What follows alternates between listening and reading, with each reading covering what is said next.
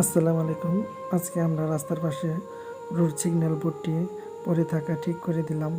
কাজটি করতে যেয়ে আমাদের কাজ বন্ধ করে অনেকবার চলে আসতে হয়েছে বৃষ্টির কারণে। কাজ শুরু করার আগে আমরা ভালো করে দেখে নিলাম কী কারণে জিনিসটি পড়তে পারে।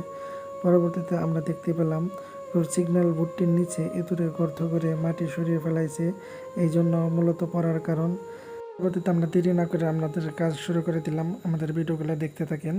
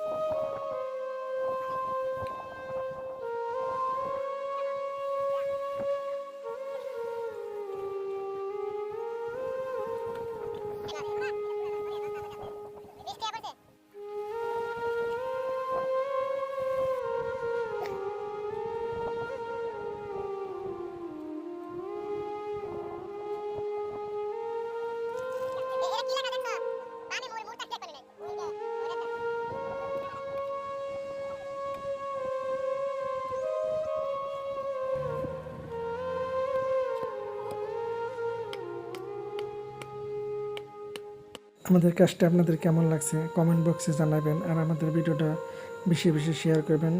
আজকের ভিডিও এই পর্যন্ত। আপনারা সবাই ভালো থাকবেন। আসসালামু আলাইকুম।